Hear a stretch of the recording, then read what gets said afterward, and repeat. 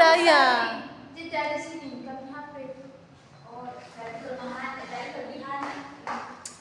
Kau baca dulu ya, jangan di sini. Iya, ulang ya. Lanjut sudah. Kau potong sudah. 1, 2, 3 ya. Yang kedua itu kelemahan sistem barter. Yang pertama, sulit mendapatkan orang yang ditukar dengan barang yang dibutuhkan. Yang kedua, sulit memperoleh barang yang memiliki nilai pertukaran yang seimbang atau hampir sama. Yang ketiga, sulit menemukan orang yang sama ingin ditukar yang saling dibutuhkan. Yang keempat itu tidak ada nilai uang yang pasti. Yang kelima, hanya dapat ditukar dalam skala kecil. Yang keenam, membutuhkan waktu untuk mencapai kesepakatan. Alasan mengapa orang mulai meningkatkan barter. Yang pertama itu ada 3 ya. Yang pertama itu manusia memiliki kebutuhan yang terus bertambah. Sulit rasanya menemukan orang yang berkeinginan sama. Yang kedua, jumlah manusia bertambah banyak. Ini menyulitkan cara tukar barang karena terkadang barang yang diinginkan tidak tersedia atau tidak dimiliki oleh orang lain. Yang ketiga itu tidak membawa barang yang akan ditukar. Contohnya, untuk mendapatkan sapi, orang harus ditukar dengan karung beras 16 kilo.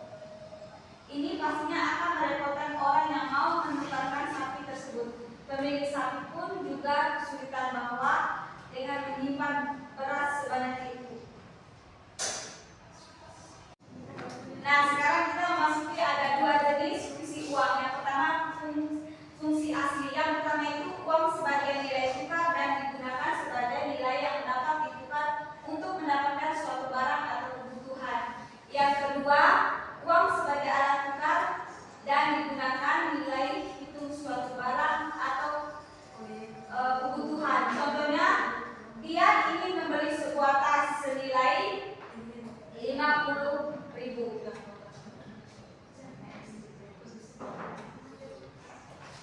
Ini yang dimaksud dengan uang 50.000. Ya, Ibu. Pernah lihat? Pernah, Ibu. Oh, ada punya mama. Nah, ini uang kertas sebesar nilai 50.000. Ini menunjukkan dia cukup membayar sejumlah 50.000 untuk sebuah tas. Nah, fungsi turun. Yang pertama itu uang sebagai alat pembayaran dan untuk membayar tanpa tukar dengan benda, jasa atau barang apapun. Contohnya, membayar pajak kendaraan motor, pajak bumi dan bangunan. Siapa yang pernah lihat orang tua membayar pajak di rumah? Pernah lihat bayar pajak motor?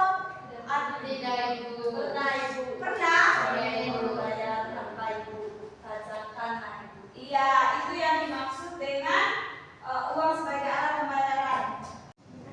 Nah, sekarang kita memasuki ada 2 jenis fungsi uang. Yang pertama fungsi asli. Yang pertama itu uang sebagai nilai tukar dan digunakan sebagai nilai yang dapat ditukar untuk mendapatkan suatu barang atau kebutuhan. Yang kedua, uang sebagai alat tukar dan digunakan nilai hitung suatu barang atau kebutuhan. Contohnya, dia ingin membeli sebuah tas senilai 50.000.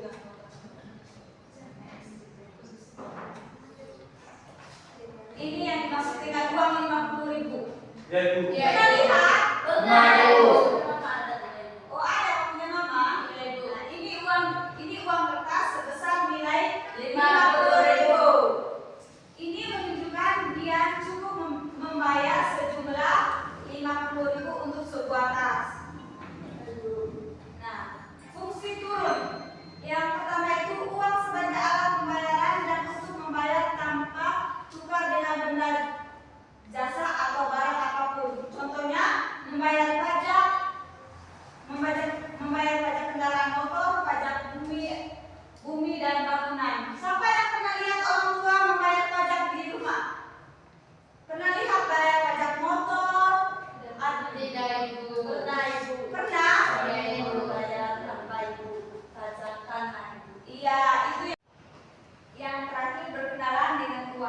Uang